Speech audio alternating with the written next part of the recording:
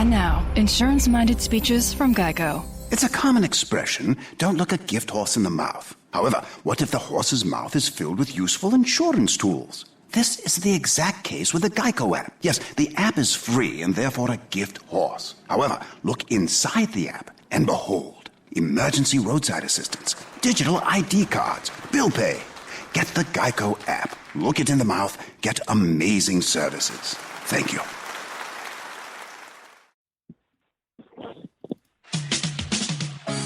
We are the New York Knicks. I'm back in the New York groove. Well, it's the Knicks. New York. We are the New York Knicks. New York. For this new season we're about to enter, the Knicks is taking no shorts, just like winter. New York, New York. New York be about the Knicks, huh? But the best thing about New York City is K-N-I-C-K-S. Everybody say go New York, go New York, go! Hey, party people. It's the New York Knicks podcast, episode 325. I am Jay. With me, as always, is Mark. And we have a special guest. Special guest today. His name rhymes with Ike Woodson. Can you guess who it is, Jay? John Starks. Nailed it. Hi, John. Mike Woodson here. How you doing, dude? How's it going, guys? I mean, that was really creative saying my name rhymes with Ike Woodson. I was sitting here thinking about something that rhymed with my name. Always a pleasure to be here, guys. It is a pleasure to have you on the show. How is LA? How do you like the Clippers? How do you like being an assistant coach? I mean, I love being an assistant coach because I don't do a damn thing on the sideline but chew sunflower seeds and make sure my head looks shiny for that camera. It does look shiny. You do have a good shiny head. Have you? So I got to ask you. Things are going on in Clippers world. Do you guys talk to the players at any point during the season or preseason about not punching equipment managers? Well, guys, if you know anything about me, again, I can't believe I'm back on the show with you guys. It's always a great moment. But if you come to know me, talking is not my strong characteristic. I don't talk to these players at all, guys. Are you going to have a sit down with Blake Griffin and tell him that we need you not punching people that work for us? Well, again, Blake was out chasing those hoes in the Toronto strip club. From what I understand, he shouldn't have been chasing those hoes. And what happened to him is the result of his actions. That's usually what happens as a result of your actions. I appreciate that. That is a good analysis. So tell me, Clippers-wise, the Clippers, they're having a pretty good year, your team. Do you think your team has a shot of defeating Golden State or the Spurs? You seem like they're running away with your they're basically on another level than a team like yours. Well, again, guys, what we're trying to implement in Los Angeles is the same system that we tried to implement in New York, which is a chaotic situation and a complete circus. So if you have any knowledge of basketball, you know damn well we have no shot against the Clippers, guys. Have you thought about the Warriors? You see what I'm giving to these guys on the sidelines? I don't even know what team I'm playing for sometimes, guys. You definitely can't defeat yourselves unless you're switching a lot. Do you think it would be helpful to have Blake Griffin maybe punch out Stephen Curry before the game, and that way would that make things more even? What we can do is sacrifice Blake Griffin because we're actually playing a little better without him. If we can sacrifice him for a series, for a shot at the title, I think that could be a good idea, guys. That's not a bad idea. No, actually, so there was a trade that was talked about by Zach Lowe. I don't know how is any potential really, but it would reunite you with one of your favorite players, and not JR. But how do you feel about if the Knicks JR traded? is my son. I forgot. Do you know he's not actually your son? That's news to me. Okay, well maybe you guys will take a paternity test sometime. How would you feel about trading Melo or Blake Griffin for Melo? How would you feel about that? I mean, I'm not the sharpest knife in the drawer, Mark, but I feel like you're leading me on to answer questions the way you want me to answer them. Am I on to something here? No, really. I just want to get your opinion, as I know you're an expert on. I believe you're an expert on defense now. Well, again, I am an expert on defense. And again, if Melo wants to come to Los Angeles, I definitely welcome that, because all that means is he'll be taking a lot more shots, guys. Do you think so? Melo, actually, have you been following him this year? He's been passing the ball a lot more and playing more defense. What do you think about that? And where has passing the ball gotten him, guys? 10th place in the East. It's true. It's true. It's hard to argue with that basic fact. How do you like? So one of the guys that everyone's talking about in New York that maybe you would have liked to have coached is Kristaps Porzingis. I don't know if you've heard of him. What do you think of his game? Would you like to coach him? I would not like to coach Kristaps. His basketball IQ is way too high. I need guys who like to make mistakes on the court. Do you think he could? What player would you compare him to? Well, again, if I could compare him to one player, maybe I'd compare him to J.R. Smith, because J.R. Smith is our role model for the NBA. And if he can get at least 25% as good as J.R. was when he was on my ball club, I'll take him. Would you recommend Porzingis? I know, but I understand Porzingis spends a lot of time working on his game and doesn't do things like going out to clubs. And I understand J.R. Smith liked to go out to the club. Do you think Porzingis should try to emulate that part of J.R. Smith's basketball tenure here? A requirement for playing on my ball club, again, I'm all about dysfunction, guys. Porzingis isn't out here trying to offer pipe. I can't do anything for him. Is there anything if Porzingis is listening out there, is there any recommendations you would make to him to how to improve his game besides trying to offer pipe? Well, again, maybe you could post some twerk videos on his Instagram, lay up in a hotel with some reality TV star. D-level, of course. You can't, have any kind of popularity, and maybe take a picture of her ass and post it. I think that'll help his game a lot. You think doing that would help his on-the-court game? What? You think posting a picture of, say, a girl's ass on Twitter would help him on the court? Again, on the court, off the court, lay pipe and take pictures of D-level reality TV stars. Okay. So actually, one thing I find interesting is just going to the Warriors for a second. I know when you were coaching the Knicks, you advocated a system of switch on the dime at any point, just switch. Always just switch. And it seems like the Golden State Warriors do that a lot, but they have guys that can cover multiple positions, and it seems to actually be working for them. Is that what you were hoping to achieve with the Knicks? That is not what I was hoping to achieve with the Knicks. What I was hoping to achieve with the Knicks is complete disorganization and dysfunction. What I wanted to do was to have everyone broken down, run down, and playing like it was 1950s. No equipment, terrible training staffs, and long minutes. If that makes any sense to you guys. It doesn't actually, but you have two former Knicks that you've coached on your team there. How do you like having Cole Aldridge and Priggs? Cole Aldridge is a pretty good guy. Clumsy as hell, slow as hell, ugly as hell. But hey, he's what we got. I don't know how his Pablo's looks. hell, I don't know how his looks actually played. Freaky as hell. I mean, we don't call Pablo over in LA, guys. We call him Mr. Burns. That's what he's looking like nowadays out there, guys. So is he playing well for you guys or not? Again, Pablo's okay. Melo's better. JR's better. I'm better. Again.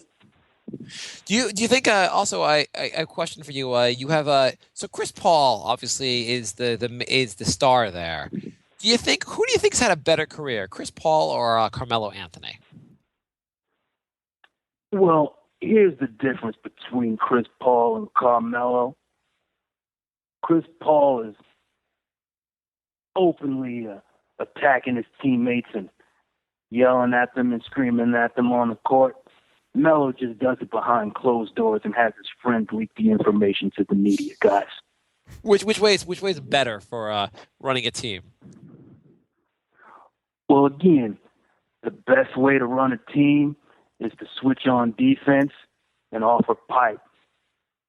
Okay, cool. So we had some questions for you from Facebook that we want to kind of address these questions. I think that would be helpful. I love the fans of New York City. This is the team that drafted me and traded me before I even got to put my shorts on, but I still love them. Did the Knicks draft you? They did. I have no idea, Do Jay. you not know your history? I don't know jack shit. Jay, are you even there? Yeah, he was on the championship team. He was? Yeah. Oh, no shit. I was not. But don't worry, guys. I don't know my history either. Okay, maybe he wasn't. Okay. Okay. So here a question from Benjamin writes, what was the true thought process of all of that ridiculous switching on defense? What was the name of the play call where you let Melo ISO and shoot? Give Rock Melo infinity. Musical basketball chairs. What we were trying to do is play a style of basketball where we switched every 2 seconds and kept count, and then I'd call a timeout after we get scored on, and then we count out how many times we switched. So you may think it was chaos, but for us, we were actually playing a game out there. Great question, Ben. Hey, I have a question. What do you think of Derek Fisher so far? Do you think he's doing a good job? Is that a Facebook question or is that your question? I'm going a little off. I am calling it audible and asking my own question. That's typical about how these conversations go. Derek Fisher's a great guy, very well spoken, very warm and loving, friendly guy, sleeps with other people's wives, but I don't judge. Do you think it was wrong to sleep with another player's wife? Do you think he should have gone, say, outside the NBA to look for ladies? Have you seen Matt Barnes' ex-wife? I'm going to Google her right now. He shouldn't have went anywhere. Have you seen Derek Fisher's old wife? I haven't seen, actually, no, I did not, but I am shocked that, wow, that was Matt Barnes' ex-spouse? When someone talks about an elephant being in the room, they're talking about Derek Fisher's ex-wife. Matt Barnes' ex-wife is smoking. Now I got to see this. It's amazing what $50,000 would do to some breasts and some booty, huh? Crap. What the hell was Derek Fisher doing? How long was he married to this girl for? Come on. I understand why he wanted to trade up. But why didn't he have to go after Matt Barnes' wife? He doesn't even look happy in these photos. Would you sleep with Matt Barnes' wife? I plead the fifth on what I would do and on what I have done, guys. Okay. Would you double team with Derek Fisher, Matt Barnes' wife, and constantly call out switches? You should be a coach. Would you, if I was coaching this situation, would you ask me to call ISO Woodson on Matt Barnes' wife? Isolation would be the play call of the day. Sorry, Fisher. This is an ISO Woodson here. The game-winning shot will come with that play call right there, Mark. Okay, George writes, is Mike Woodson displeased with Melo's new style of play? I guess referring to to Melo passing a lot and playing defense. Completely displeased, guys. I always told Melo that it's all about him. 40 minutes a night, bad knees, bad shoulders, no passing, more shooting. Melo's in my doghouse now, guys. Okay. Even though no one cares about me. Yeah, good thing you're not his coach and have no say in how much he plays. Do you think next time the Knicks play the Clippers, can you put Paul in your doghouse and not let him play? Or does Doc Rivers let you make any decisions? Well, again, I haven't spoken to Doc in weeks. I don't even know if I'm on the payroll. Last I checked, my mortgage check bounced, so I have some other issues that I have to work out, guys. You know the Clippers don't actually pay your mortgage. I mean, they pay you a salary that you can use for your mortgage, but you shouldn't. Anyway, do you have Doc Rivers say, like, do you have his phone number? Maybe. I mean, if you wanted to reach, not to give it to us, but if you wanted to reach Doc Rivers, could you? Or do you only see him at games? I mean, again, is this about Mike Woodson's relationship with Doc Rivers, or is this about how amazing my coaching skills are? I guess it was the former. We can talk about the latter. Grant writes, does Woodson know that Cole Aldridge and Priggs are on the Clippers? I actually do. Okay, cool. I like I said, Cole Aldridge is a big part of our ball club. What I really appreciate about Cole is that he still hasn't gotten his mouth fixed. So the toothless aspect of Cole's game really scares off defenders, guys. Snaggletooth is really the way we need to be playing. Spitting on all players and defenders that back off right away. So I have a question for you. So the Knicks fired you a year removed from after winning 54 games, or was it a year? Yeah, a year removed after you won 54 games, they fired you. And some people said you weren't given a fair break. What do you think about David Blatt, who went to the finals last year and had the best record in the East with the Cavaliers, yet the Cavaliers fired him? What did you think about that? Well, here's my thoughts on the David Blatt situation. He's an amazing coach, and the main reason why he's an amazing coach is because he didn't do anything. What he did was he let LeBron run the ball club, and he sat back and wore his suits and drank his water and talked in the post game and did nothing. Blatt, I miss you, man, and I can't wait for you to come back into the NBA. Do you think Blatt could be an assistant coach in LA with you? Maybe he could be the offensive coach. Blatt can be a head coach on any ball club. Today, now, again. Okay. Would you recommend, who do you think is a better coach, you or Blatt? David Blatt is my role model. He's my idol. I look up to him. He's and do the nothing. reason is because he went to the finals by doing nothing. That was what I was trying to do all along, guys. Let my superstars run the team. Have a chaotic environment with JR, Demon, Tyson, Carmelo. And look, finals, Cavs, slow talking, pointless banter. Frank writes, would you rather have David Blatt coaching the Knicks instead of Fisher? I guess this really wasn't a Woodson question, but yeah. Well, again, if David Blatt is coaching your team, expect great things to happen, guys. Greg Players writes, know more than coaches. Greg writes, Woody, compare the Knicks this season versus the Knicks that you coached and won 54 games. And do you believe in Porzingis? So this is great. So let's compare. How do you think this team the Knicks have an up and coming team compares to the 54-win team? Again, what I need everyone to understand is that my brand of basketball isn't for everyone, but my opinion is important.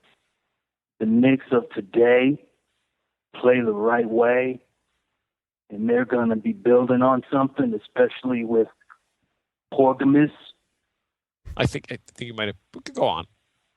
But us, we weren't building for anything. We were on a crash course for destruction, guys. That's the difference.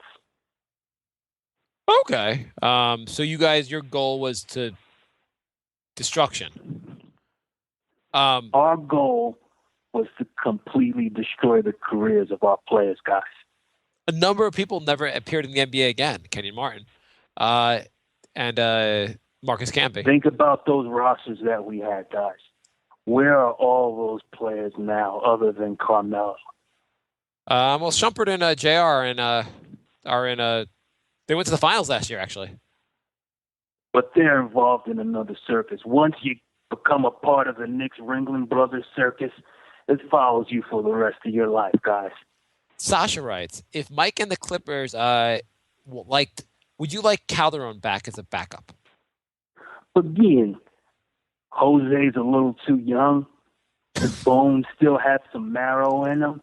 I prefer Prigioni, who plays at a snail's pace and is a couple of weeks away from having a hunchback. Calderon is not our guy. You're saying Calderon plays at too fast a pace for you? Way too fast, guys. Grant writes, I need guys to basically walk up the court. You would like this Knicks squad they basically walk up most of the time. Grant writes, I want to know if Woodson was confused about which team he was supposed to help coach when the Knicks played the Clippers. Now, give that man a medal. Who is that question from, Mark? That's from Grant. Again, Grant, Merry Christmas and happy birthday to you. I'm always confused. Greg writes, Woody, why did the Clips trade Josh Smith? Are you even aware of this? I am not. The only Smith I know is my beautiful son, JR, who lays pipe with the best of them. If JR's videos. If JR's your son, does that make Chris Smith also your son? I don't want that bastard child. I was drunk. Greg writes, Woody, would you like to go back to New York and coach the Nets? I would love to be the head coach on any team, especially, a team like the Brooklyn Nets is perfectly suited for a guy of my coaching ability and acumen because it's already a circus. So if you want to see something run into a ground, you call me, guys. Okay. Greg had two more questions about David Blatt, which we're going to move on from because we covered them. But Shay writes, how big is the East? Do you have to look at that? Do you want to throw anybody under the bus? Is that a big part of what we do as a team? Well, again, guys, the East from coast to coast is approximately 1,500 miles, with Maine being at the northernmost tip and Florida being at the southernmost tip. So that's how big it is. Or was the question how good it is? I think it was how big. How big. Is there anyone you want to throw under the bus right now? Myself. Okay. Jay, any questions for Mike Woodson? I think we only have him for a little while longer. Yeah, we got another guest we gotta get on. So yeah, you're being normally you're the star of the show, but now that you're an assistant coach, we can't really leave you on for a whole show. Is that okay? I mean, again, guys, episode 325, a New York Knicks podcast extravaganza. Mike Woodson's always happy to come on, guys. Again and again and again. And again? Again. Hey, also, hey, what do you think about? Just want to get your view on Phil Jackson. What kind of job do you think Phil Jackson's done here in New York? Well, Phil Jackson and I have a little issue because I kissed his feet and begged to keep my job. He said I didn't know the triangle, and I proved him wrong by pulling out a geometry book and a protractor, and I drew a number of shapes for him, and he still called security on me and kicked my ass out the office. So I got other issues with Phil Jackson before I have an opinion on the job he's done. Just if you just gonna give me an estimate, how many sides are there to a triangle? 7. Do you think the triangle is a good system? Why do no other teams use the triangle besides the Knicks? I mean, again, I can barely read and write. So when you talk about full blown out offenses, especially one like the triangle, you're asking for too much from old Woody, guys. Fair enough. Well, Woody, it has been a pleasure speaking to you. I think your Clippers were playing tonight, so I'm not sure why you were talking to us. But that doesn't matter, guys. It doesn't seem like it matters at all, actually, if you're there, as you said. I mean, again, all I hope is that I came on here and I answered none of your questions and left you more confused than you were when you started talking to me, guys. Sounds about right. So thank you, Woody. Thank you. We're going to actually welcome in our next guest. If you could just let yourself out, Woody. Wonderful. Jay, can you make him leave? Yeah, Woody, get out of here. You ate all the chips. There's no more dip. That's it. Later, guys. Okay. Good. Our next guest. Chips and dip next time. Yeah. Wait, our next... you got to give me like 30 seconds just to catch myself. Okay, I don't know who's talking that. Jay and I will talk about games while this next guest goes. That's our casting agent. He's so whenever our next guest is ready, he will just jump into the conversation. He'll say hi. But right now, Jay and I are just going to talk about what's going on here. So then, since the last show, the Knicks played Oklahoma. I use the word "played" very loosely. Mm-hmm. They played Oklahoma. They played the Raptors. They played Phoenix, and they played Golden State. They've had a valiant effort against the Thunder. I think that was what we'd call a moral victory. There was a couple moral victories this week. That was. I think there was one moral victory this week. No, there was 2. I do not count the Raptors game as a moral victory. The Golden State game. The Golden State game was a moral victory. We got slaughtered by the first quarter. We held them to we won a quarter. Are you kidding me? We held them to a season low. Low. We held them to 18 points in a quarter. Wow, we're so good. And Curry had a season low. Oh my God! We held them to 18 points. Then they scored 37 points in the second quarter, making up for the first quarter. I mean, yeah. Well, we'll get to that.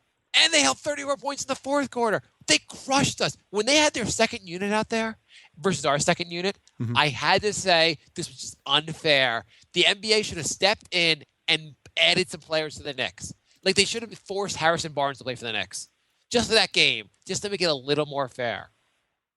Yeah, like in elementary school when the teams are mismatched, you swap guys. Yeah. We were like, our center is O'Quinn. And they're like, are you joking? It was unbelievable because the first half quarter, the starters played, didn't score for like half the first quarter, but at least like we had some semblance of a team. Once we had to put our backups in, it went to hell so fast. We also learned that Porzingis is a lot slower than Draymond Green. You know what we also learned? That Porzingis was not even close. Porzingis was like really tired. He was just not in game shape for this game, and Derek Fisher just left him out there. Yeah, all right, let's go back to OKC real quick. Oh my! I could talk about this Golden State game for the rest of the time. By the way, Golden State looks like I guess I don't watch them that often. I'm watching the game, being like, this is not even fair how they can hit these 3-pointers, and they have everyone on the team can hit a 3-point shot. Everyone not named Bogut on that team can hit a 3. It's unfair, and everyone else could play defense. Everyone can play defense. It's not. That was ridiculous. And you know what? Apparently you're not allowed to put your hand on someone's head to play defense. You're not allowed to scrape your initials into their forehead while you're covering them? No, you're not allowed to do that. But that was probably the best way I've ever seen anyone try to defend Steph Curry. Thank you, Melo. Also, that game included Porzingis in the first 90 seconds getting 2 fouls, which was amazing. Yeah, that was. And that included Robin Lopez played 18 minutes, and he wasn't in foul trouble at all. He didn't actually even get a foul. Derek Fisher said this team attacks the basket pretty well, so we'll not use our center. Do I have to start going off on a Flalo? It feels like every time I go off on somebody, they start playing well. Okay, I know Sasha's amazing. Flalo terrible. Okay, Oklahoma game. The Oklahoma game, the Knicks were without Melo, and they were without. They were with Porzingis. They were without Melo. They played. Why did we lose this? We went to overtime, and we should have won this game actually, which is crazy. This was Galloway's coming out party and a Flalo's coming back in party. Is it really? Can you really call it a coming out party if you don't do anything the next game? It was a very short party. Derek Williams and Galloway played great. Everyone was hitting their shots, except for Flalo, who went 6 for 21 because he is now our new JR. Because we can't have everyone play good in the same game. It's just I swear to God, Flalo has to be out at the club trying to mac on like Beyonce or something like that, or whoever else. He's been terrible. There's a thing. Chris Herring wrote an article about basically it was like as goes the Flalo, as goes the Knicks, and it pointed out basically on the plus minuses, if a Flalo was +1 or higher in the game, the Knicks won almost every game. But the Knicks were like 16-4 or something like that. And when he's negative, they lose most of the time. So it was kind of the better he plays. If he plays well, we usually win the games. But this is one actually he was +4 in this game and they lost. This game again, Robin Lopez didn't play a lot of minutes. In this game also, you were missing Calderon and you're missing Carmelo, 2 of your starters. So Derek Fisher's answer seems to have been to go to a longer lineup. They had Calderon for that one. Oh, they did? Yeah. Oh, screw it. It was just Melo they were missing. What happened to like him shortening the bench? He's playing everyone that even like works in the New York for the New York Knicks played that night. Well, no, he really only played 9 guys. Kyle Quinn played 3 and Sasha played less than a minute. Okay, fair. You would think he would have played 8 guys? Just short. I don't understand why Robin Lopez barely played. He never plays more than 20 minutes. Why? That makes no sense. He's your center. He plays good defense. You don't have a lot of strength in this team. You might want to focus on one of your strengths is you seem to be pretty good at defending the paint when, say, Robin Lopez is out there. Maybe it's a thing with Bogut where they're just terrified he's going to get injured, so they just limit his minutes. I mean, he's averaging 25 minutes for the season, which is actually more than his career average. I can't, but we don't have there's no Amari restrictions on him. I just think Derek Fisher doesn't like to play centers. I think they're if Derek paranoid Fisher about ever him shows getting up injured. tonight, we can ask him about these things. Anyway, so we almost won the game. We blew a lead, and we had a last-second shot in regulation. And if anyone's going to take that last-second shot, it would be a Flalo, right? The guy who's 6 for 20 on the night should miss one more shot. Yeah, why not? Don't give it to Williams or Galloway because they were hitting all their shots. I don't know. I mean, I'm not that annoyed that it wasn't a bad look. But you knew the basketball gods were going to block that shot. So yeah. I mean, they were going to, no matter, he could have gone for a dunk and the ball would have flown up out of the ball. There was no way we were winning that game because Knicks fans, we don't get the kind of wonderful things that happen to us. All right, let's move on to the Toronto game. Okay, the Toronto game. I am not calling this a moral victory. I know this game we were missing. This game we were missing Calderon and Melo and Porzingis. I don't know. We looked like crap out there.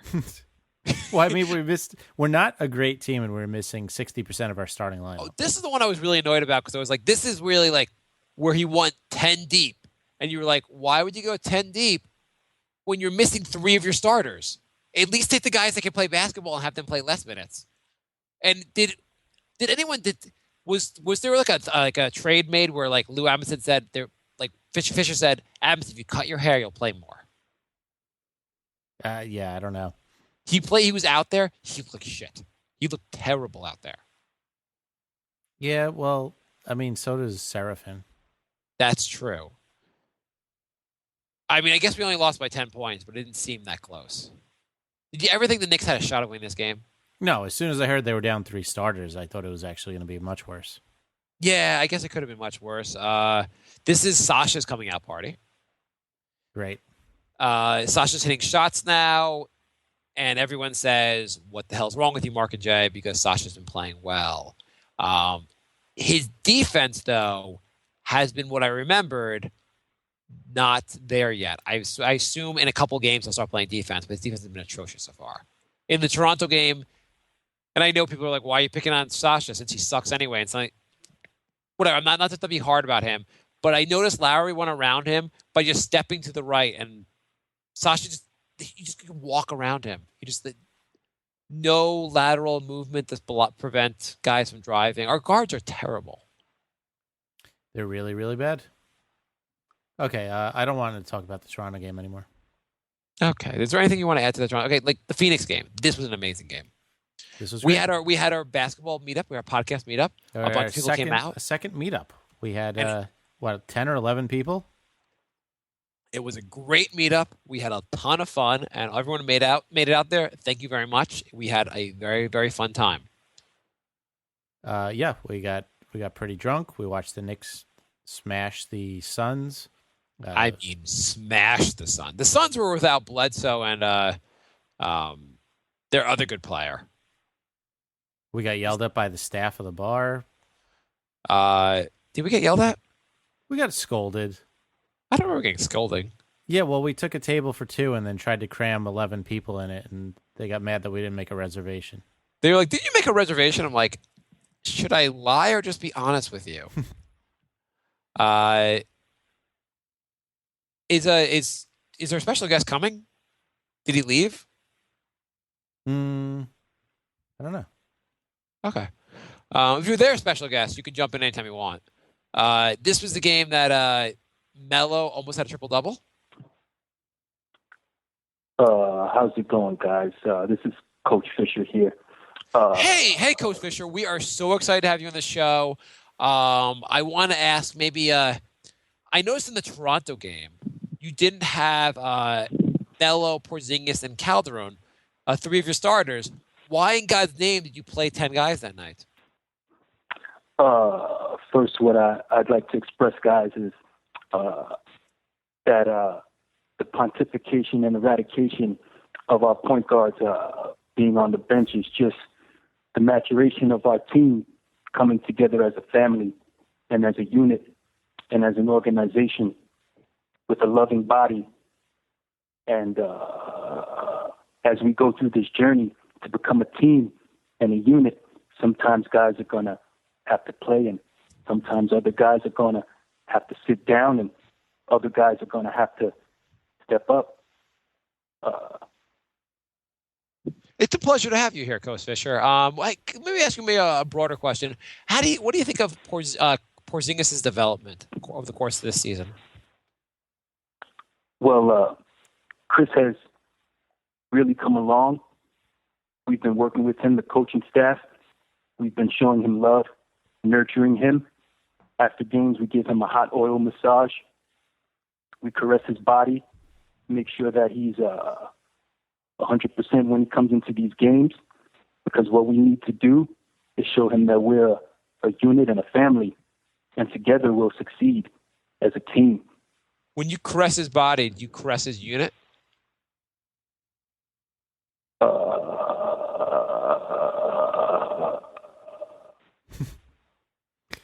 Okay, let's move on to the Phoenix game. Okay, so the Phoenix game, the Knicks played unbelievably well. They dominated the Suns. So why were you able to dominate the Suns that night? Well, that's just a testament to the motivation of our team and the pontification and beautification of a basketball club coming together, and how we worked and how we came together proved that the hard work and the effort, some nights guys aren't going to have it. Some nights guys are going to have it, and that's basketball. But together we did it, And it shows that some nights we're going to show our growth, and other nights we're going to struggle. And that's when guys have to help each other out.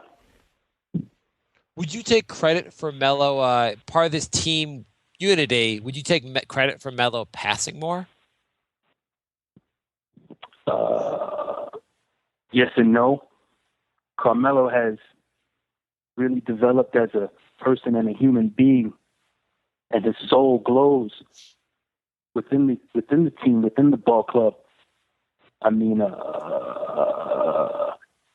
you guys aren't in practice, but I am, and when I see Carmelo and I see him hugging other players and patting them on the back and telling them how much he cares, it shows that we're growing as a team and as a unit to get to that championship level, because it's bigger than all of us. Speaking of team basketball, did you have Clean Anthony's early shot so you didn't have to play him anymore? Yes and no. He randomized and plurified and supercalifragilisticexpialidocianized his evening in that strip club. And what we needed from him was to just be there for everyone and contribute to the team and help his team.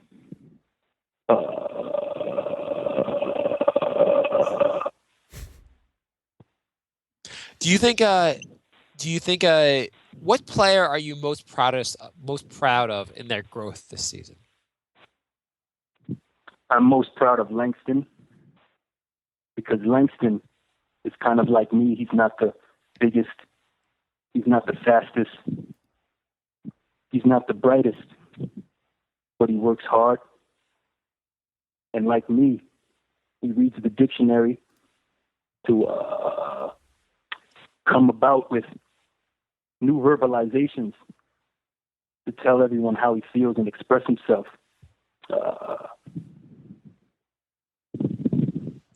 Okay, so the Phoenix game happened, Knicks won, and then they were playing, last night they played the Golden State Warriors. And the Golden State Warriors are clearly a fantastic, fantastic team.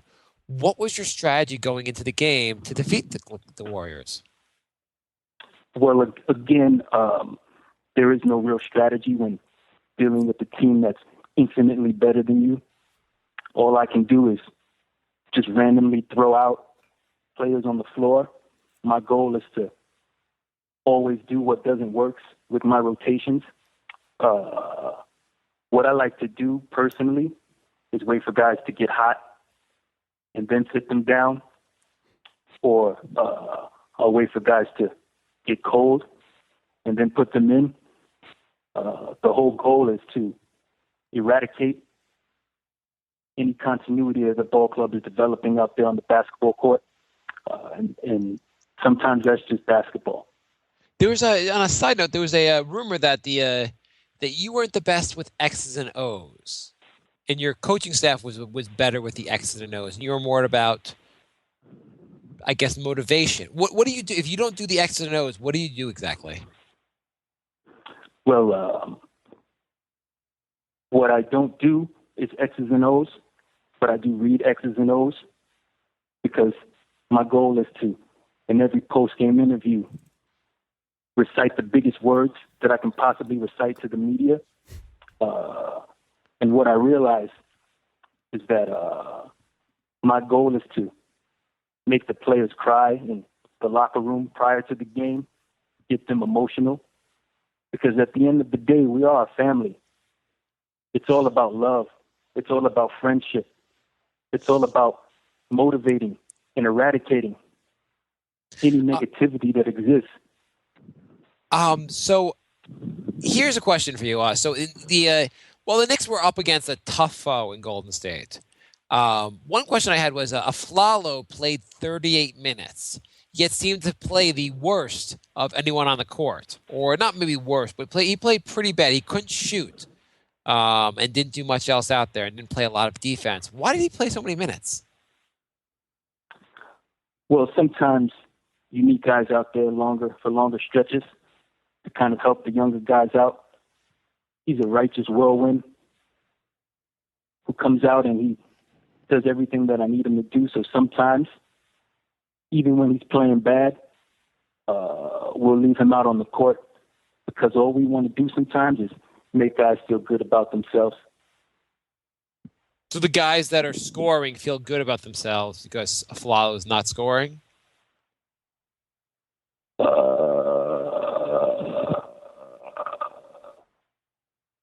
No. Okay. So in the game, the first quarter, for the first 4 or 5 minutes, no one could hit a shot on either side. Then Golden State went on a little run. The Knicks went on a bigger run, and you ended the first quarter 2018. You had held the Golden State to the lowest amount of points they scored in a quarter all season. Do you feel the first quarter was a moral victory for your team? Yes and no. The first quarter was a moral victory in the fact that the temerity that the fans expressed to the Golden State Warriors and how our team played and the continuity. But it wasn't a moral victory because I completely discarded anything that worked in the first quarter and brought in all of the scrubs that we have on our bench to kind of just get rid of any momentum that we may have established. And that's what I like to do, guys. Is destroy momentum? Exactly. Why doesn't Robin Lopez play more than 20 minutes a game when he's your starting center making $15 million a year? Well, what we're trying to do is develop Chris, and we need Chris to come out and get as many minutes as possible, which usually results in foul trouble. But all we're trying to do here is just confuse the fans and make them frustrated. Okay. So speaking of confusing and frustrating, what do you think about Sasha's play recently? And how do you pronounce his last name? Well, we don't say his last name. All we call him is Sasha. But Sasha plays with love and passion and compassion. And that's why he gets minutes on this team. He's one of the emotional leaders of the ball club. And he tells us tall tales every game, which give us motivation. Can you tell us about one of his tall tales? Back in Europe, he used to wrestle bears, and he compares all of these teams that we play to the bears that he wrestled and mangled. And he brings us rugs every time we win. If that's not motivation for a team, I don't know what is. We'll have to get Sasha on the phone one of these days. That sounds like a fantastic person to interview. He doesn't speak English. I thought he speaks English. You He were doesn't? wrong. Oh, okay. Does what do you attribute to why is Sasha suddenly playing better? I don't understand why he would be playing better. What we do is we play with rotations to usually put in guys who aren't playing well, and then when they play well, we give them less minutes. So you'll start seeing less Sasha in a couple of games. Would you say your backcourt in general, the guards, are they shitty, or do you think they're worse than that? Well, if you studied zoanthropy, which I haven't, and I don't know what it is, but what I understand is that our guards play with heart, and my job is to make sure that they go out there and play with heart, even if I don't even have anything for them to do for that night other than run around the court and miss layups, miss open jumpers, turn the ball over. What was the question? Are you upset at all with Phil for giving you such a weak set of guards, like for making you so thin at guards that you have to actually play Sasha? I wouldn't say that. Sometimes, I wasn't the best guard.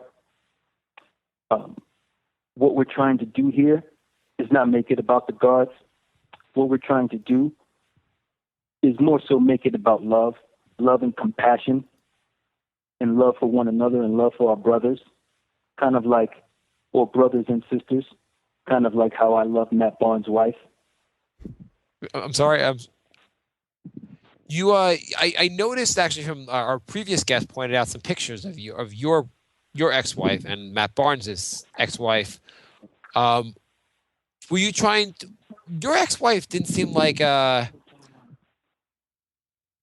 probably shouldn't go there, but did you they seemed like they were different sizes. It seemed like Matt Barnes was dating Golden State and you were dating the Timberwolves. Was that correct?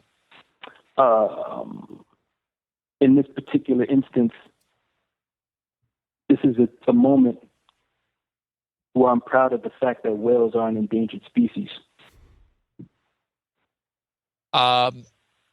Okay. Do you think what do you think about stupid hair? Derek Williams' play. Has he been impressive to you all year, and why does you let him have that hair on the court? Well, Derek Williams' hair smells like a rat's ass, like a train track, like a homeless person's box. Why are you smelling? Why are you smelling his hair?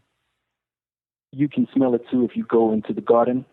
What we do is put him in the game so we don't smell it. How far away do you think the Knicks are from being as good as Golden State? How many years away till they can be really competitive with a team like Golden State? That's a parsimonious question. I'd like to vilify my answer by eradicating any negativity and speaking on the fact that our unit is trying to get better every day, and we're trying to understand how it is to win as a team. Golden State represents everything that I don't, which is sound coaching, excellent rotations, and adjusting to the situation that they're in. When you answer questions, how do you decide whether to use a bigger word or make up a word? Empery. How do you feel about that Steve Kerr, who now coaches Golden State, was the first choice for your job? And in his first year coaching, he won the title. And in your first year coaching, you had the worst season in Knicks history. Well, I feel like you're being stentorian. Okay, I'm not sure what that means or if it's a real word. It means extremely loud. I'm not sure how that relates to the name of the conversation. Can you pronounce Tanisis's last name 5 times fast?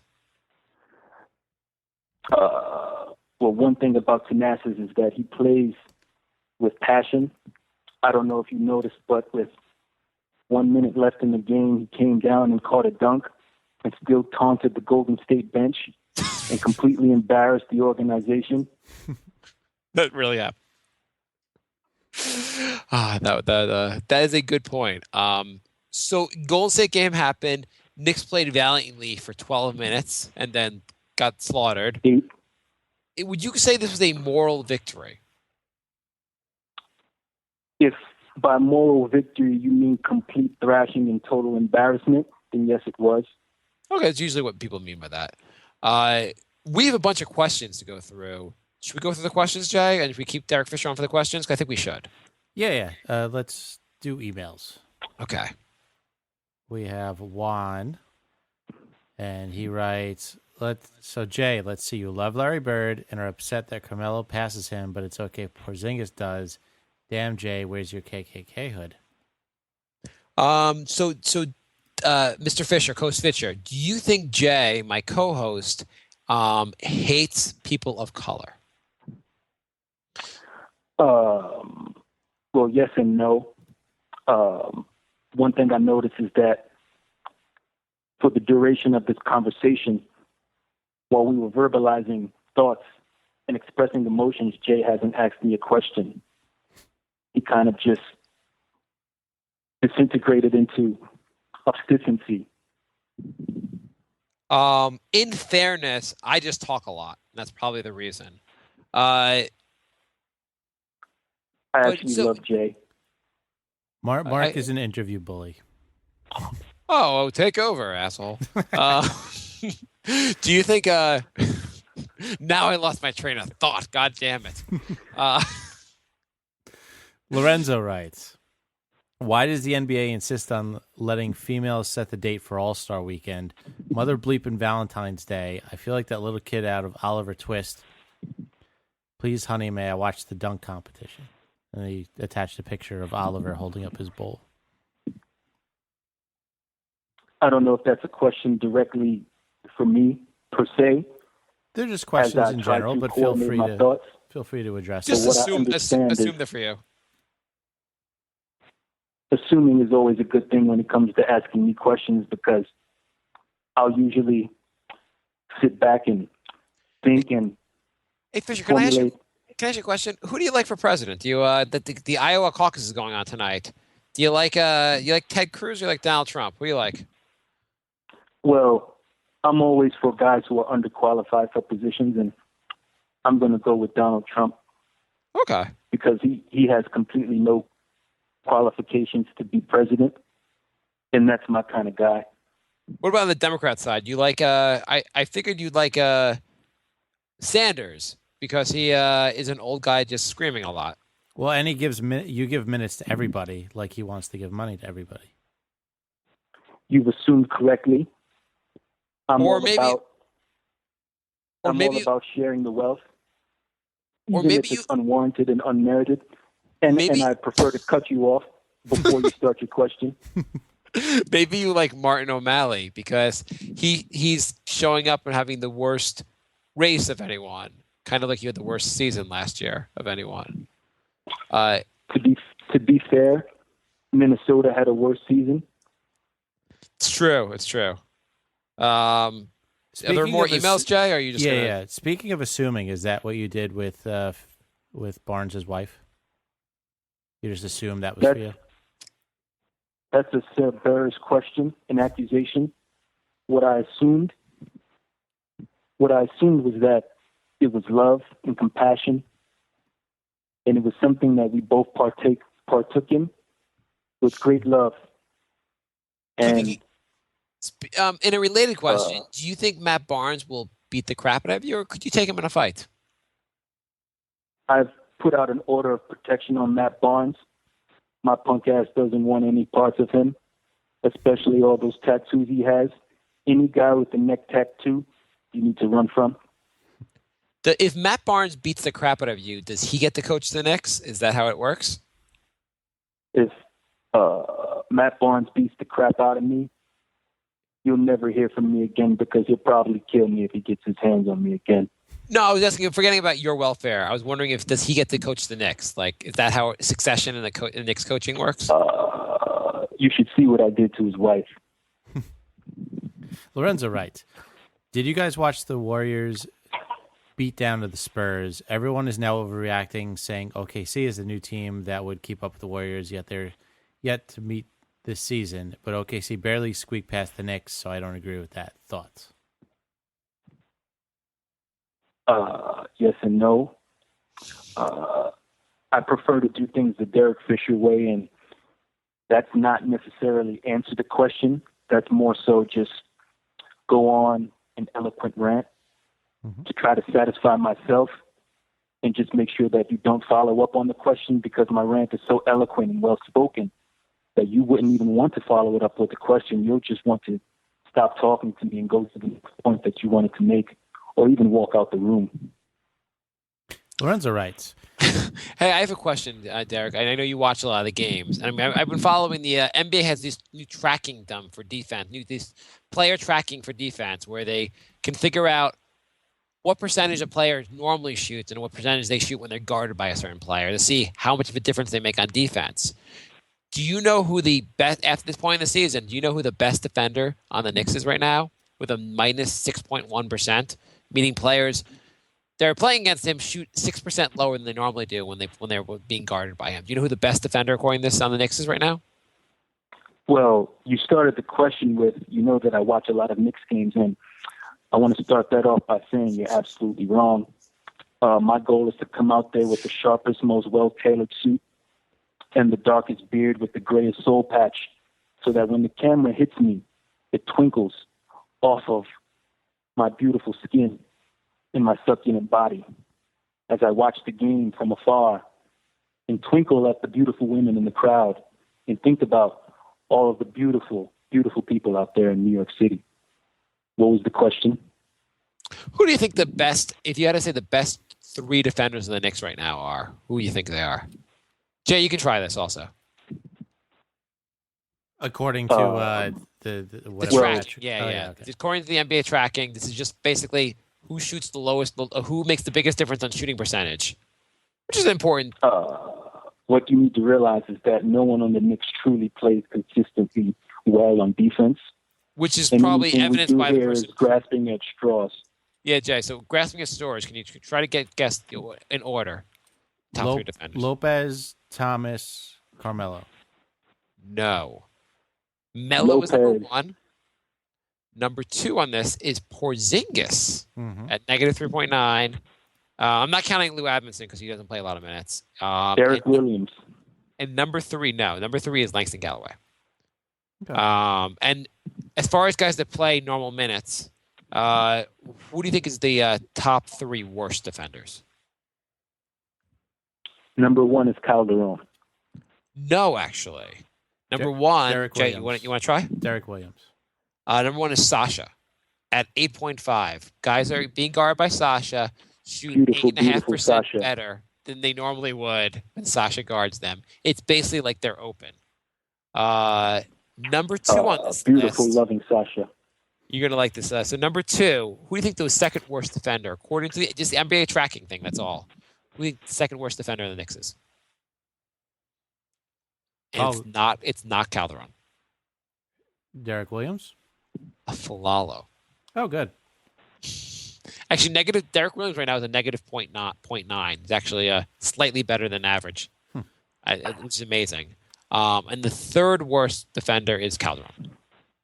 So 3 of our... How ironic is that we give these guys major minutes. Yeah, it is. Yeah. It's you would think you'd give minutes to guy. Well, there's 3 of your 4 guards apparently are in the lead. So, Jay, more questions? Yep. Lorenzo writes, not sure if you heard, but JJ Redick will soon have his own weekly podcast as part of the Vertical Yahoo family of podcasts. I think you guys should follow suit and try and get a Knicks player to make a weekly podcast under your brand umbrella. Yeah, well, Derek Fisher, do you want to do a weekly podcast? I would love to reprobate and odium a weekly podcast, even if when this podcast is released, it doesn't make sense to anyone who listens to it. As long as their ears are soothed by my voice and the sounds and the way my sentences flow off of my lips. Okay, so depending on whether Mr. Fisher said yes or no, you'll have a podcast or not come from him. I have no idea. The New York Knicks podcast presents the Derek Fisher's Pontificating podcast. Maybe. I don't know if he said yes or no, but the pontificating and eradicating and vilifying podcast. We'll see if we could fit that all in the iTunes thing. Well, some people, by the way, sent messages. A character limit. Some people sent some messages on Facebook. I just want to not forget to read these. And Flocka wrote, so I have a question. Whatever happened to Louis Labieri? Are we ever going to see him on the team? I've been on Google looking for news about him and can't find shit about him. From what I hear, he's still in Europe playing fairly mediocre. Fantastic.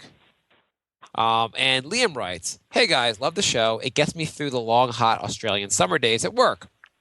If we were a Leland Teague, does that take us to the upper echelon of the Eastern Conference? I think it makes us the 4th best team behind Cleveland, Toronto, and Chicago.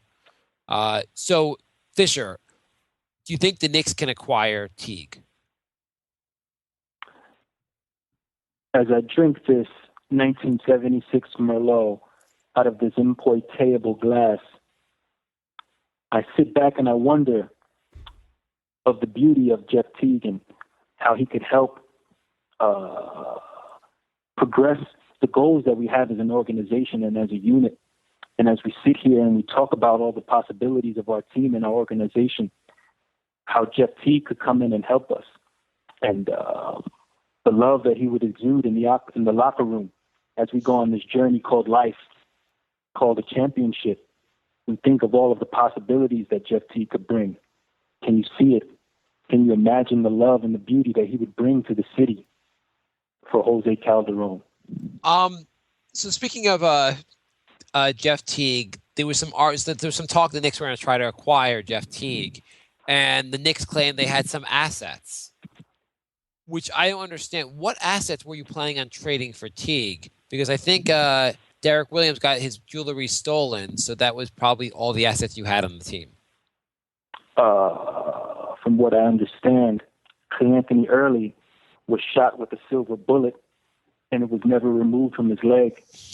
So his trade value just skyrocketed because not only is he someone who can be traded, but once his leg is amputated and the bullet is removed, the person who has that is a very rich man, even though that is illegal and could get us all arrested for me disclosing that information.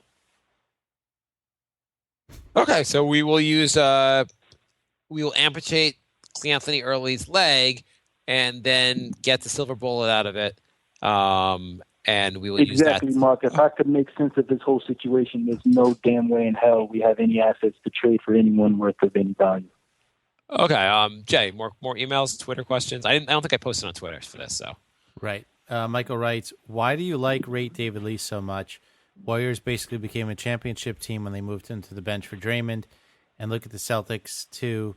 They offensive and defensive rating is much better when he's off the floor. Why the love?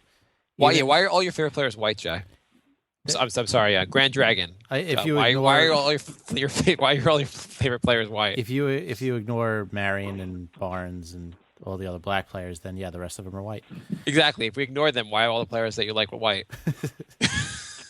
Even in his New York days, he put up empty stats based on D'Antoni's system losing teams.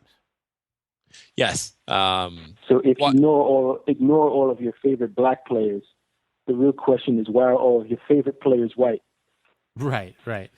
Yeah, well, same thing. I mean, Jay, I ask you again, why are all your favorite family members all white as well?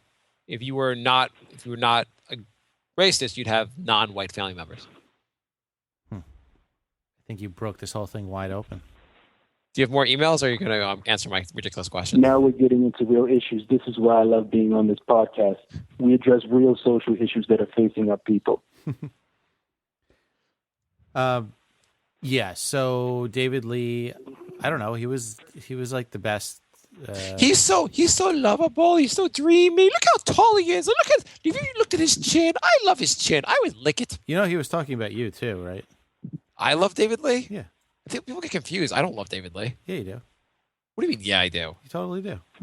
Stop it. You totally love David Lee. Go on. Okay. The next email, we're nyknickspodcast@gmail.com. Reginald writes, sign Tony Roten like ASAP. That is not really a question, but it's a topic. It's a guard. So, Derek Fisher, have you got a chance to watch Tony Roten? Do you think we could use more help at guard? Yes and no. We do need help at the guard. I mean, I commend our guys for putting forth effort, but I barely watch our team. I don't even know what the hell is going on in the rest of the league. So if Tony Roten is a good guy, as this gentleman on Twitter so eloquently tweets to us, then I can support that. And I think that he could be someone who we could bring on board. What do you think, Mark? He plays guard. He supposedly plays defense. We need so much help at guard. And we definitely need guys that can play defense, so why not?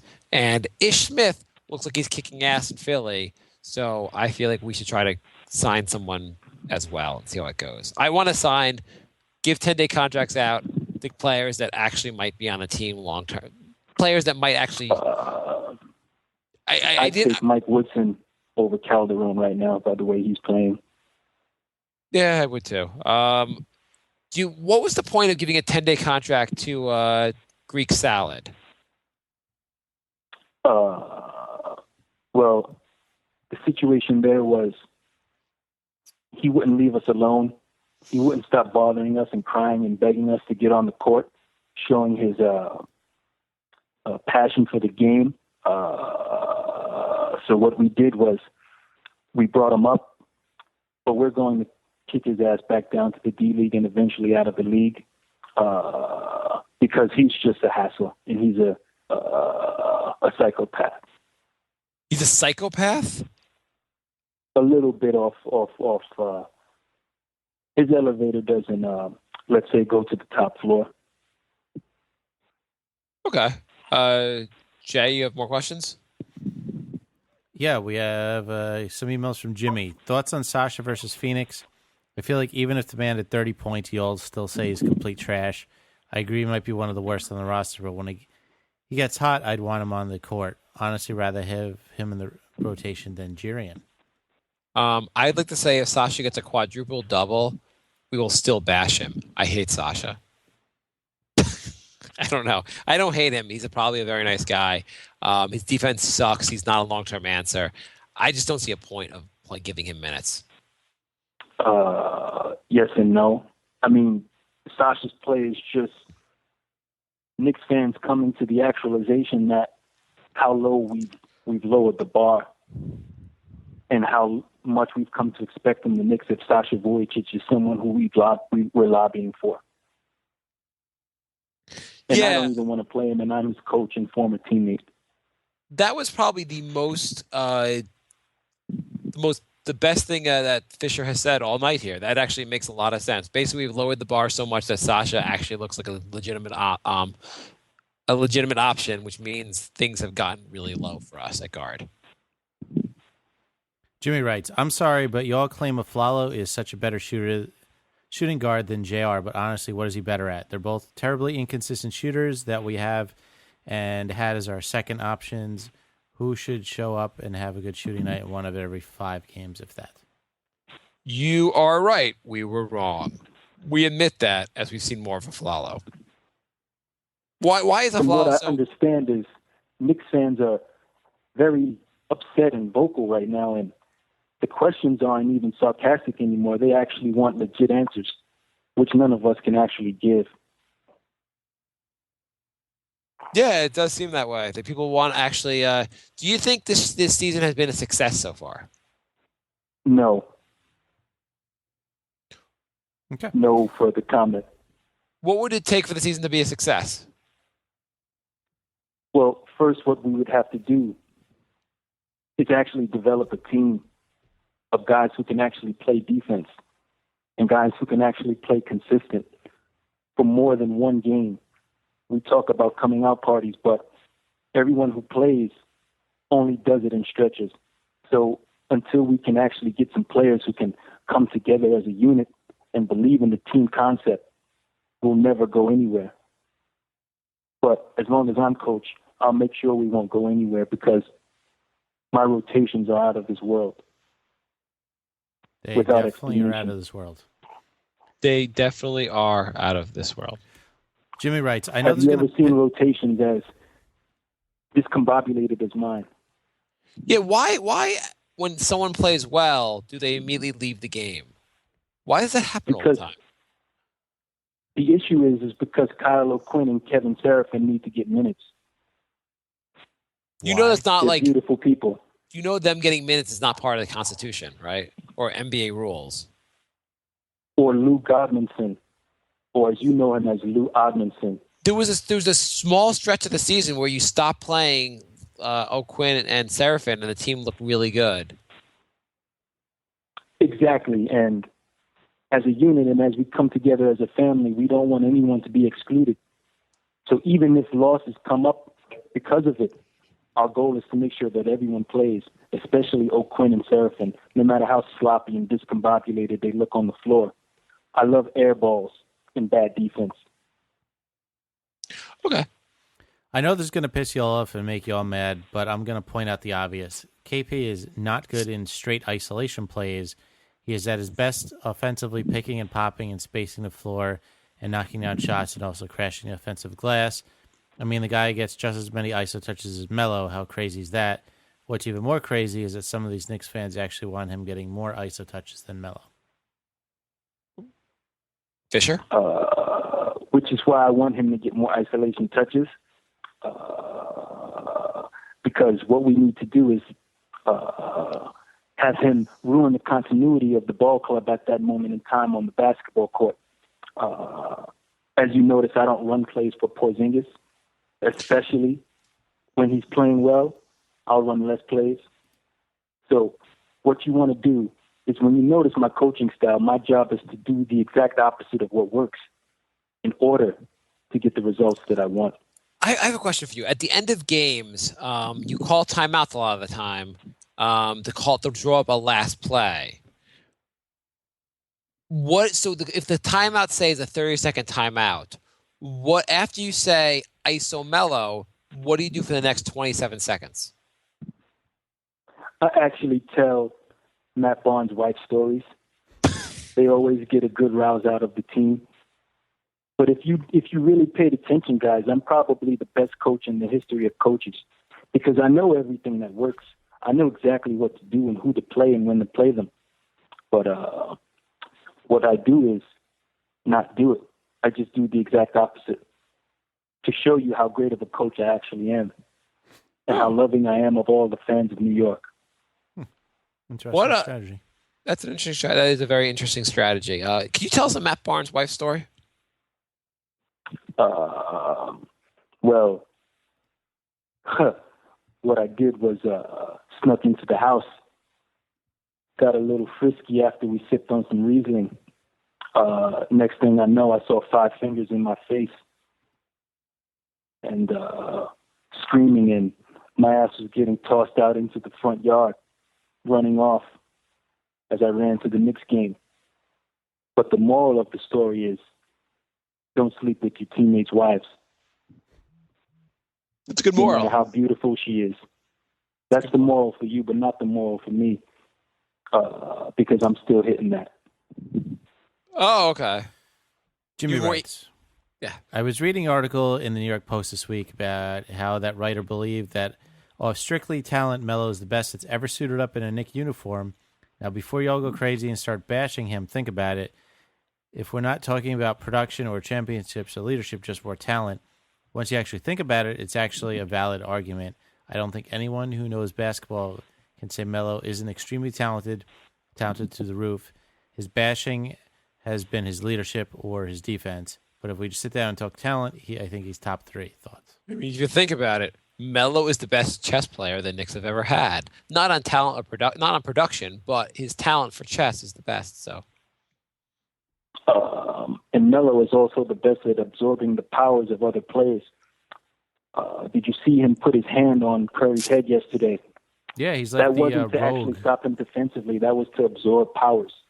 Yeah, he's like rogue. yeah, I mean, Curry actually played, did not score in the second half, I believe, as a result of Melo sucking his power from him. Like the Monstars. Space Jam reference. Yes. That is it for emails. We're Facebook. NY Knicks Podcast on Twitter, but we forgot to put up things for questions. Okay. And buy a T-shirt, or Jay will cry. The New York Knicks Podcast.com is the website, and there's shirts on there. Francisco writes, besides Kevin Durant, it seems there is no unrestricted free agent out there who can help us. Which player would be your second choice, Mr. Fisher? Well, after Kevin Durant, the choice that I would like is Dwight Howard, because Dwight Howard has more than enough baby mamas, so that's enough exes for me to creep with. Oh, okay. So you try to pick a team based on baby mamas that you would like. Selfishness with eloquent speaking. Okay. I would have said maybe a Jordan Clarkson or any guy that could play guard. But that doesn't make sense also, someone you could nails wives. Building a competent team is not my responsibility. My responsibility is hitting those skins.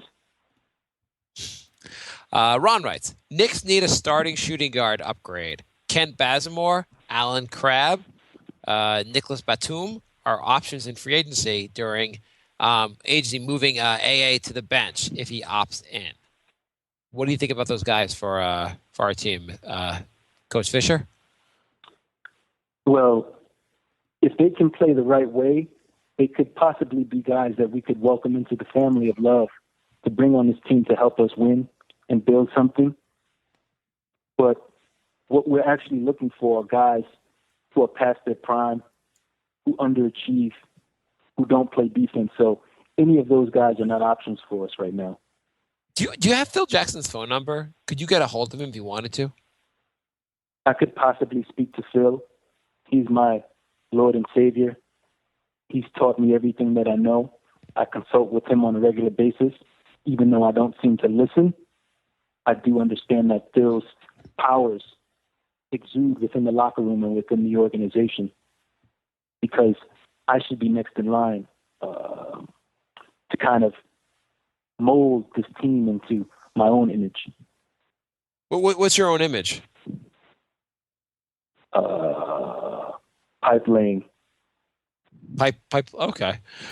Greg writes, do you guys really think that we can beat the Warriors earlier, or did I just watch Draymond Green get his triple-double? Did you guys really think that we could beat the Warriors earlier, or did you watch Draymond Green get his triple-double? I'm repeating the question for no reason. Well, yes and no. What we tried to do was just go out there and play our guys. We knew we didn't have a chance, but what we really wanted to do was go out there and just show everyone how much love we have for each other and how coordinated we are as a unit, even though that makes absolutely no sense and doesn't answer the question that you asked. That's the answer I'm going to give. Okay. By the way, Draymond Green, do you think Porzingis has since the is he? That was the worst defense I've ever seen anyone play on someone. Porzingis playing on Green, by the way. I don't know if it was the worst. That was atrocious. Do you think Porzingis will ever get to the level where he can play solid defense on a guy like Green? Well, when it comes to Chris, we work with him. We give him hot oil massages, rub his back and rub his feet, caress him, crack his toes. And his eat him unit? Grapes. Not his unit. Because we are the unit. The team is the unit. As we go through this journey we call life, and as I philosophize and think about all the greatness and grandeur of this game we call basketball, Chris is going to be an amazing player, more amazing than you all will ever think and imagine. Just visualize it, Mark. Think about it. Close your eyes and become Chris. Become one. The Zen is with you. Okay, that sounds like a good idea. I don't think you closed your eyes, though. My eyes have been closed the entire interview. We just got a message from Chaos saying that there's a rumor going around that the Knicks and Lakers are discussing a Lou Williams swap. Interesting. So it's a streaky shooter that doesn't play defense. I think we've been there before. Do we need another streaky shooter? Just who the Knicks could use to fall further out of the playoffs.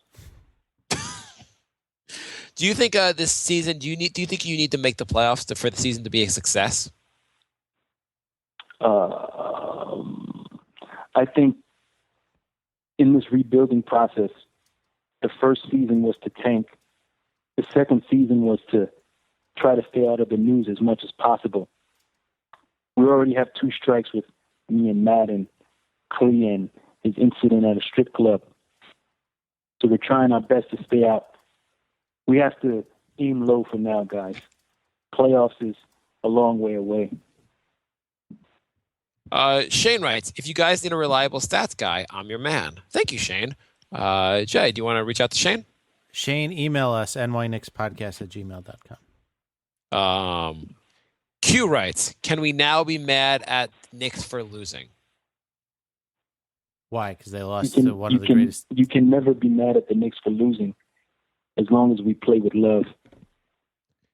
Okay. Is that like getting mad at a dog for peeing on the rug? Exactly. Dogs Frank are Wright. going to piss. Dogs are going to piss. Knicks are going to lose. What we do. Frank writes, were you guys aware that Jared Jeffries has a show called Modern Fishing with Jared Jeffries on the Outdoor Channel? Are you serious? This would be a weird joke. So yeah. Why is this not on my DVR right now? Where are they now? Where are they now? On Outdoor Jared Channel. is probably catching fish with his lips.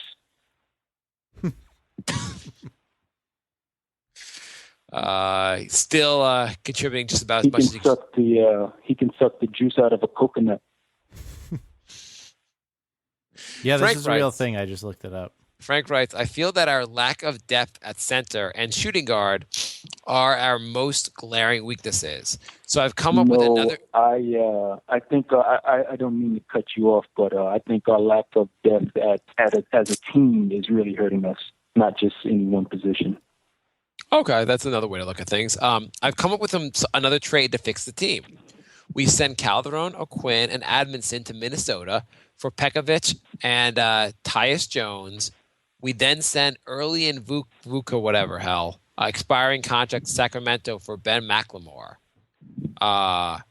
Minnesota is basically let's trade all of our bad players for serviceable to good players to other teams. I think that's a reasonable proposition. That's and I commend the reader. That's every trade proposal we ever get. Minnesota is freed from Pekovic's $12 million per year over the next 3 years, and we get a viable backup center. Why are we paying $12 million a year for a backup center? And a young point guard to develop with Grant. I think Minnesota is willing to give up their rookie. Minnesota gets Calderon to work with Rubio and Levine. Admison's expiring contract and O'Quinn. Sacramento has depth at shooting guard, so they take the 2 expiring contracts, giving them cap space at the end of the year, and we get Ben McLemore, who we can see as a viable backup to Flalo for 2 years. I put it through the ESPN trade machine, and it worked. What do you guys think? I'd like to say if it goes through the ESPN trade machine, it should be done. McLemore's been having a terrible season. Well, then he'd fit in well on our team. Fisher, what do you think about that trade? I'm all for giving up. I'm all for teams giving up rotation players to take on other teams' trash, players that they'll cut and disregard. So, I think that that's something that we should do, although I think any other team would be out of their mind to even entertain those propositions. Right. So if you have a trade proposal in which the Knicks give up our garbage to get good players, send that to New York Knicks podcast, something or other, at Gmail. I don't what's our email address? nyknickspodcast@gmail.com. Okay. Frank writes, Galloway has looked pretty solid in the starting lineup. Do you guys think that maybe the problem isn't with the lack of depth at the point guard position, but with the wrong rotations? Okay, I guess the problem is the wrong rotations and the lack of depth. The problem isn't necessarily that those are the problems, but the problems that exist are with the players themselves. I don't think Knicks fans are coming to the realization that we don't have anyone to put out there. So what we're doing is throwing whatever we have out there on the floor and closing our eyes and hoping for the best. Webster and Senor Calderon aren't going to get us anywhere. Webster? Galloway. You call him Webster as the midget from that show from a long time ago? Yeah. Frank continues. The starting lineup has looked subpar for most of the year, and maybe it's time to shake things up a bit. I propose a starting lineup of Melo, KP, Lopez, Galloway, and Aflalo. Ideally, I'd like to see Aflalo come off the bench to provide scoring threat in the second unit, but that would mean starting Vuka Crap or Grant, and I don't like either option. Well, I have no comment other than the fact that our starting 5 is very inefficient. And the reason why we have them out there is because we need to show how inefficient they truly are. Because if we're going to get our point across on what we're trying to build and complete and conceptualize, we'll need to play Calderon as many minutes as possible.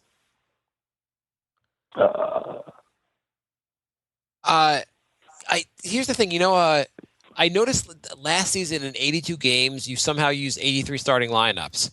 This year, you've used one starting lineup unless some guy has been injured. Why are you so beholden to this starting lineup? Well, before every game, my goal is to always show the world how stubborn I actually can be. So changing up starting lineups last year was to show that I didn't want any consistency.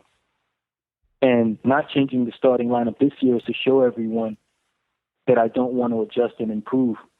So it's a win-win situation for me, expressing my magnificent coaching skills. Okay. So Greg writes, apply cold water to burn area, and he shows a picture of someone writing to Joel Embiid on Philadelphia saying, Joel Embiid, you're on the bench. What you mean we? Because Joel Embiid wrote, we almost had it. #Sixers. He was, I guess, getting on Joel Embiid for acting like he's part of the Sixers. They are paying him. Yeah, I don't know. Whatever. I'm sure what's wrong. It'd be weird if he didn't say we. At least he's following the games. What do you think about what the Sixers are doing, where they're trying to lose every game? Do you think that's a good strategy? And well, with the Sixers, and first I want to thank you guys for giving me more questions than Woodson. I think I'm a better human being than he is, and my beard is better, and my bald head is better, and my suits fit better. But what you have to understand that's going on in Philadelphia is that they don't give a shit. And now they have D'Antoni, who doesn't give a shit on defense. And what he can let those guys do is just go out there and play. And what do you think about the fact that the Sixers played to get better against Golden State than the Knicks did? It goes to show that the Sixers just don't care when they go out there on the floor. All they want to do is just play and put up shots. And that's not what we're trying to do. We're actually trying to play with love and compassion for our fellow man. We're almost done here. Greg writes, do we have Woody available this week? You guys still have our Woody questions from last week. Greg writes, in a draft poll, including Draymond Green, Porzingis, Kawhi Leonard, Steph Curry, LeBron James, who would you pick on your team in what order? Who would be your first pick? Are we assuming that they're all rookies at the same time? I think we're assuming, and Greg also asked, should we include Larry Bird for Jay? I think we're going to assume the game it's going on right now. Forget no one's a rookie, so they're all the same age this season. Who would you rather have on your team of these five guys? Or is it what? I don't know what does he mean? Do you mean like draft? Does he mean like when they're being drafted? I think like say you're an expansion team and you get those five guys. What order would you pick them in? Already the question is too complicated because we don't even understand what he's saying. Okay, of these five guys, who would you want most in your team this season? Steph Curry? What were the other ones? LeBron James, Kawhi Leonard, Porzingis, and Draymond Green.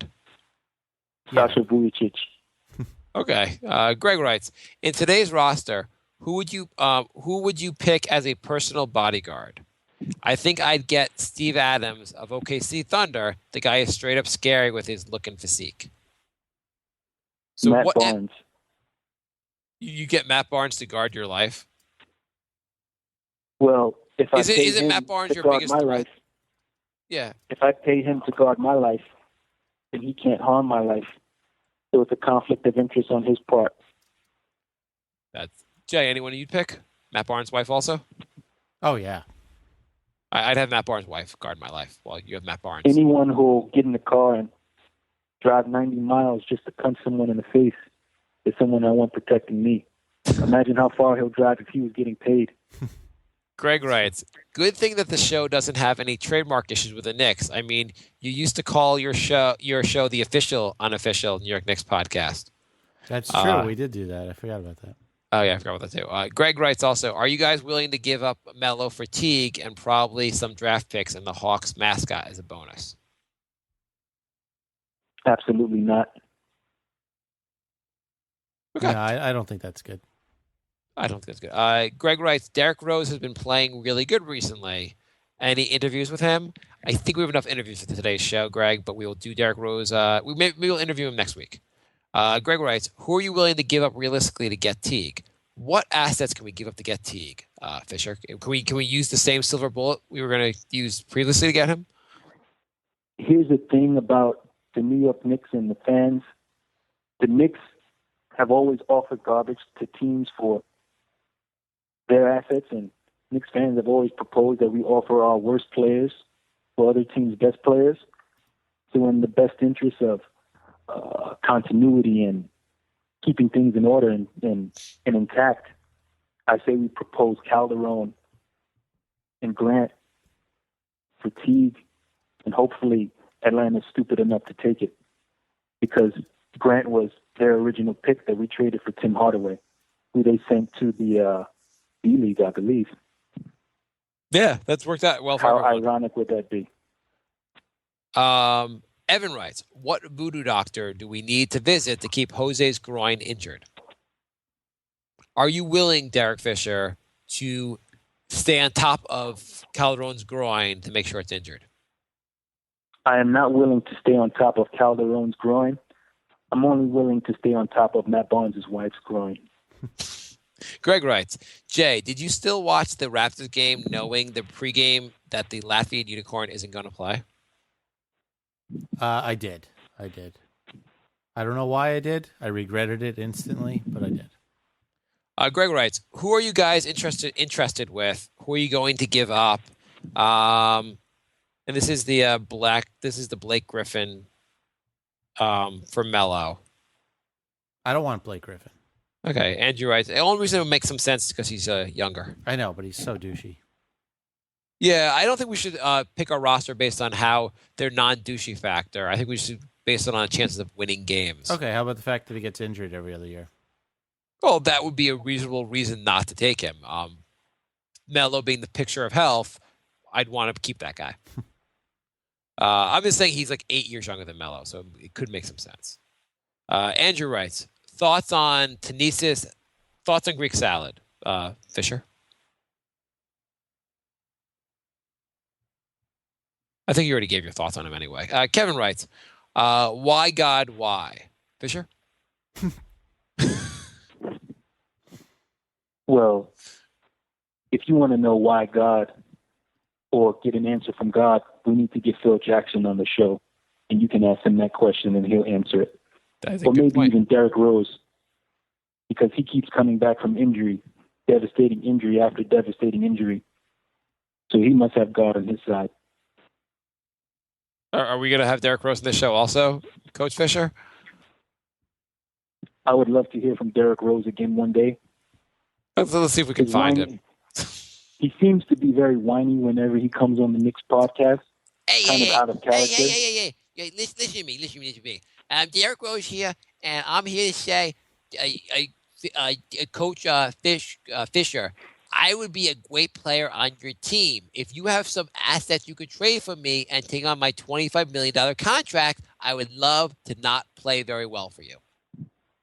How are your knees right now? How are they feeling? They feel wonderful because they've been on the bed for the last 5 hours while I'm watching on Netflix How to Make a Murderer. It is such a good and compelling documentary. And It is a really good and compelling documentary. If you come to New York, you'll really know how to make a murderer, because I may kill you with those knees that you have if I put you on the court. I have a question. So there are lots of parts of seasons when I don't play. If I come to play in New York and not play, on the times that you're coaching the team, am I allowed to fornicate with Matt Barnes' wife? Well, yes and no. Do you have love in your soul and in your spirit? I am devoid of all those things, but I like money. So if you give me a big contract, I think I could fornicate well with Matt Barnes' wife. If money equals love, then you're always welcome in the family. That would be awesome. So one thing I would like not to have to do anymore when I play is play defense. Is that okay? I've noticed you guys don't guard people. You don't require your guards to play any defense. So is that okay for me not to play defense or run back on the other side of the court? It's strange how high-pitched your voice becomes when you come to this show, and the lisp comes in and out. It's almost surreal for me, Derek. Yeah, that's kind of how it is. I am not very good at staying in character about what I am and I am not. But what I can say is that, did you know I was once MVP?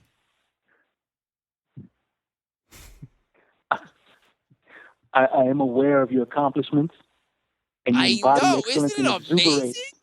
Isn't it amazing? I was once MVP. This is where I sometimes I look at my MVP trophy and then I stop looking at it. But I look at it for a little while. It's pretty amazing. How do you feel? How do you feel about the maturation of Jimmy Butler and how he's taken over as the face of your franchise? I don't know what most of those words in that sentence meant, but Jimmy Butler, he sometimes comes over and watches How to Make a Murderer, but he sometimes gives away. He's a little bit ahead of me in the show, so he gives away spoilers. That doesn't answer the question, but I understand exactly what you're saying because we're not about answering questions when we speak and conversate. No. The less questions we answer, the more answers we actually give. How about that for a mind fuck? Yeah, I would like to fuck Matt Barnes' wife in the mind. Do they pay you $25 million a year? Because if they don't, you should renegotiate your contract. Well, what's going on here is that I'm getting $5 million a year to just sit on the sidelines and come up with speeches to give in post-game interviews. And my job is to never answer a question, but to also make you think that I did answer a question. And to not give you any answers, ever. I don't know what you just said, but I know I was studying the Knicks, and I've been told the Knicks have a history of paying guys $20+ million a year not to play. Stephon Marbury, Eddie Curry, Allen Houston, Amari Stoudemire. So I was wondering, do the Knicks need another guy to do that, fill that role? Because I think I would excel at that role. If you don't understand anything that I just said, then you'd be a perfect fit for our organization. And we look forward to making a trade deadline deal for you. That would be great. I think you're worth a draft pick. Heck yeah. Do I actually have to come to New York if I'm traded for? Or can I just stay here and finish the Netflix How to Make a Murderer? Because I want to know if he gets made one. You actually do not. You can work remotely. You can actually just log in through Skype and watch the games from the comfort of your bedroom. Oh, that would be awesome. I can't wait to be on. Anyway, I gotta go because I gotta go. I think there's a Seinfeld rerun coming on. I'll see you guys later. Bye bye. Diggs writes, will we win a game at some point without Melo? This year? I don't know, just ever. No. I think our problems are bigger than not having Melo in a game. Ron writes, can the Westchester Knicks sign Roten and call him up when he is from and call him up when he is familiar with the system? I think the Westchester Knicks need to sign some players who are on the main roster. Ron writes, why haven't the Knicks sent Grant to the D-League to work on his outside shot and decision-making within the triangle system? Because that would actually make sense. It's a good reason.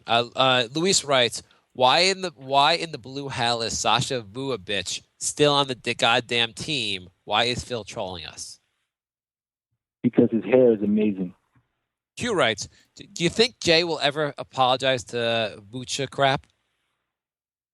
Now, every time I apologize, they go in a huge, month-long slump. I'm not apologizing to anybody else anymore. Shane writes, what do you guys think about Courtney Lee, Joe Johnson for cheap or Grievous Vasquez from the Bucks for guard depth this upcoming free agency offseason? And would you trade Lopez and possibly pry away Whiteside from the Heat this free agency? I believe he is unrestricted. These are actually good questions that could obviously help the team, which means these are all things that we won't do or even consider.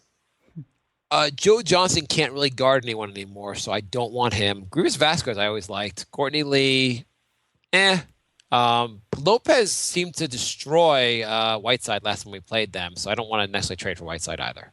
He's going to cost a lot more money than even Lopez. I don't know. Jay?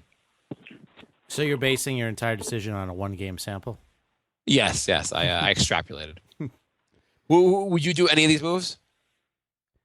So a lot of those guards play bad defense, so I'm not too into that. Of those three guys, who would be the guy you'd want? Probably Courtney Lee. I think he plays the best defense out of those guys. Okay. I feel like Whiteside, I don't know. I feel like he's a loose cannon. He puts up good numbers, but Miami seems to be better when he doesn't play. Coach Fisher, do you want a guy that the team is better when they don't play him? What I want is a guy who isn't going to come in and actually produce, but I just need guys who can give better post-game interviews. Anton writes, Aflalo has been taking god-awful shots, and why the hell did Buka Crap play so many minutes? Who has a better beard, me or Mike Woodson? I'm going to say this season you have the better beard. Jay? Yeah, you definitely have a better one this season. Ron writes, do the Knicks have any second-round picks this year? Should Fisher start Galloway and move Jose to the bench? Grant should play in the D-League to work on decision-making and outside shot. To keep the continuity going, I'm going to give an indirect answer to that question, which is I think we need to actually play Galloway at the 2 guard, starting Melo at the point guard unofficially, and then throwing Porzingis at the center position. Philip writes, okay, so we had a very shorthanded. We were very shorthanded versus the Raptors, but I didn't think we played too bad considering the Raptors are hot right now and second in the East. It was a game we were hoping to we were going to drop. How do you guys think we played? I thought Williams was a little disappointing. I think this was a statement game for him, and he didn't really turn up. When you have a roster of mediocre players, you need to set the bar low and expectations even lower.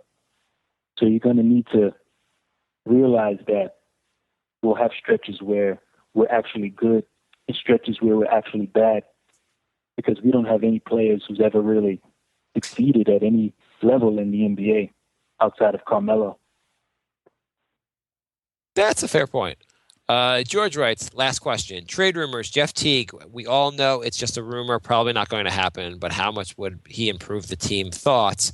I'm going to just, since we already answered this question, and we know Teague is not going to happen. Trade rumors, Steph Curry and LeBron coming to the Knicks. I know it's just a rumor, probably not going to happen, but how much would LeBron and Steph Curry join the Knicks help? Infinitely, as with Kevin Durant. So do you think we could trade Kyle O'Quinn for all three of those players? I mean, I don't think that's a fair deal for us if we gave up Kyle O'Quinn for all three.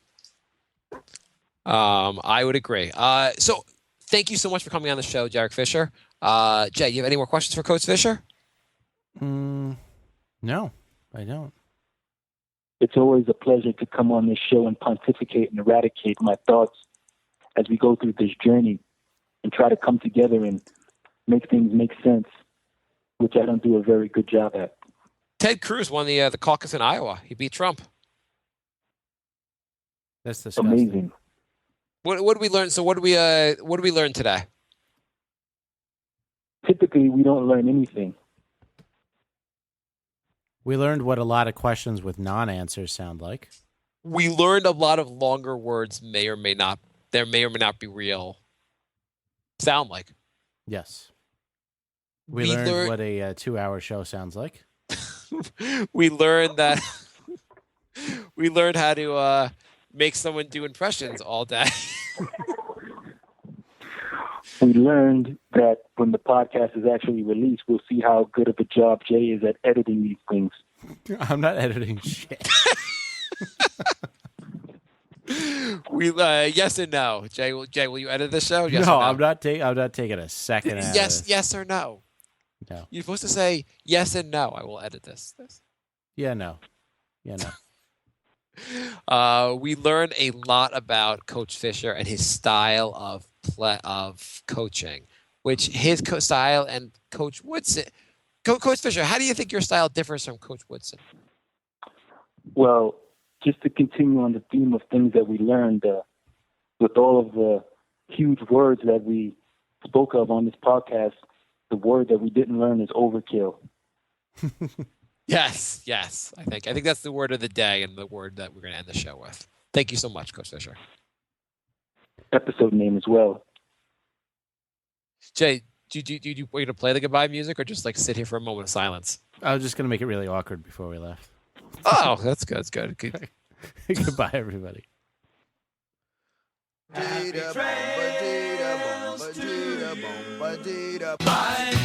love. Goodbye, everybody. Goodbye. It's all over. Goodbye. It's time to go. This is the end. Say goodbye. You better go away. I'm gonna leave you. It's the end. Goodbye. Goodbye. Just leave me alone. Feels so good to say goodbye. I'm sick and tired and I'm saying goodbye. Goodbye, girl. Goodbye, goodbye, goodbye. Everybody. Napa know how. A Napa guy knows that by the foot, there's no better ride than an old station wagon. Room for 6 people facing forward, 2 people facing backward, and a whole lot of luggage, lumber, and bicycles haphazardly strapped to the roof. If you can parallel park that beast, you can park anything. And with some quality parts and a little Napa know-how, you can keep your land ship running longer, stronger. It's not obsolete. It's a rare treasure. That's Napa know-how. Napa know